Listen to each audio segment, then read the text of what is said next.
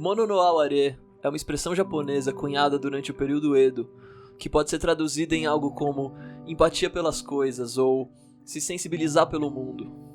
Num sentido mais amplo, a expressão remete a um sentimento de tristeza com a passagem do tempo, com a impermanência das coisas. É a percepção de que tudo muda, e inevitavelmente se emocionar com essa transitoriedade.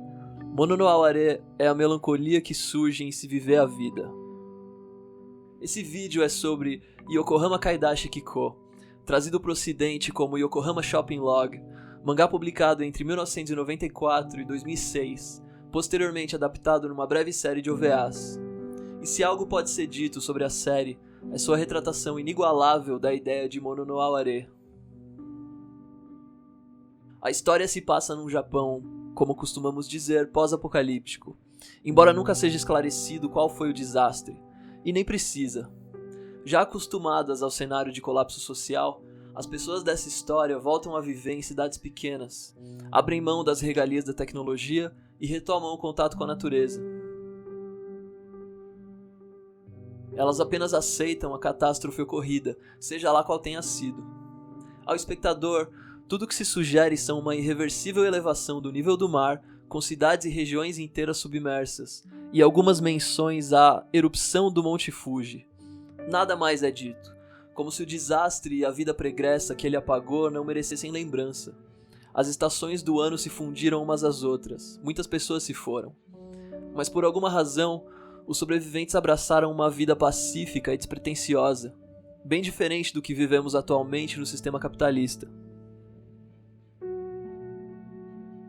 A atmosfera melancólica de Yokohama Kaidashi Kiko é comunicada segundo o dia a dia de Alpha Hatsuseno, uma robô que administra um isolado café à beira-mar. O dono do café e também da robô simplesmente saiu pelo mundo. Nunca descobrimos para onde, qual a idade dele, há quanto tempo ele vazou, nada. Com Alpha, ele deixou o café, uma moto e uma arma, sabe-se lá por quê. Para minha surpresa, vez ou outra ele manda cartas para Alpha. Então vivo ele tá. O que me intriga é, será que Alpha sequer compreende o conceito de morte? Me pergunto isso porque ela parece esperar perpetuamente por cartas do dono como se ele fosse viver para sempre, assim como ela. E anda armada, mas com certa ingenuidade, como se fosse uma recomendação do dono que ela acatou como ordem, além dela só conviver com velhinhos. Ou seja, ela sequer sabe que humanos morrem. Ela já era consciente no dia em que o mundo acabou? Se era, isso teve qualquer significado para ela? Humanos morrerem tem algum impacto para uma inteligência artificial avançada e independente? Será que somente outro tipo de inteligência poderia herdar a Terra? Sinto que essas perguntas já estão caindo num campo retórico, e que parte delas, 2001, uma Odisseia no Espaço, já respondeu. Enfim, o ponto é que ao contrário dos poucos humanos que conhece, Alpha não irá desaparecer do planeta tão cedo. E a vagarosidade de sua rotina carrega a gentil tristeza de quem sobreviverá a todo tipo de tragédia indefinidamente. Assim, Alpha procura aproveitar cada dia ao máximo. Ela adora conversar com seus raros clientes e poucos vizinhos, visitar com sua moto a cidade de Yokohama para fazer compras, o que dá título à obra, e claro, torrar e moer café, o que tende a durar um episódio inteiro. Mas você já pode imaginar que essa série não se interessa por longos diálogos ou cenas de ação.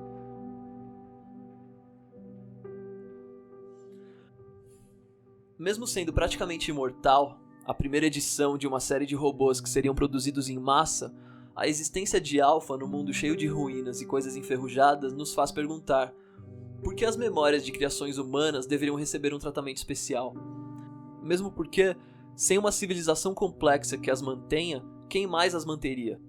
Ao contrário da época em que tais coisas possuíam utilidade, a vida pacata que os humanos levam agora soa quase como uma sátira à antiga necessidade de produzir por produzir, fabricar por fabricar e fazer por fazer. Não apenas pensando no aparato capitalista de auto-perpetuação. No fim do mundo de Yokohama Kaidashi Kiko, o próprio conceito de história humana se desfaz sem a escassez de bens e os conflitos de classe que dela derivam.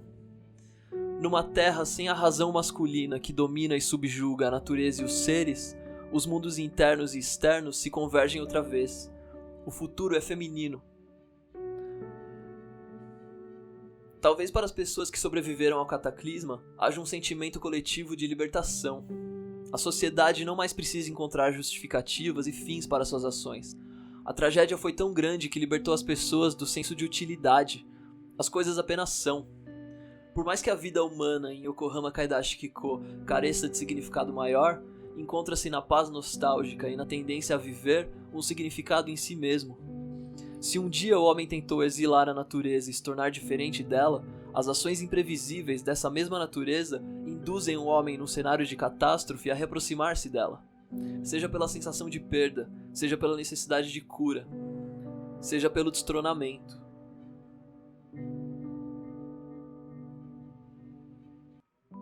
Pode ser que Yokohama Kaidashi-Kiko também traduza, em algum sentido, uma inclinação que os japoneses apresentam de sempre repensar o mundo que os cerca, visto que o país tem um longo histórico de desastres naturais e antrópicos, e Alpha, por ser uma robô, serve perfeitamente como os olhos do espectador numa situação pós-crise para a humanidade. Com momentos divertidos, tocantes e nostálgicos, Yokohama Kaidashi-Kiko é uma ótima pedida em tempos de quarentena, ainda mais se você for como eu, que não acha a vida humana grande coisa e está torcendo pelo pior, seja agora ou na próxima crise. Em pleno fim do mundo, uma circunstância em que as pessoas são lembradas de sua finitude, temos aqui uma história que mostra uma fatia bela dessas vidas ordinárias. Se uma desgraça acontece, para que se desesperar? Faça como a Alpha, tire os sapatos, passe um café e aprenda a curtir o apocalipse. Sua geração poderia muito bem ser a última da espécie.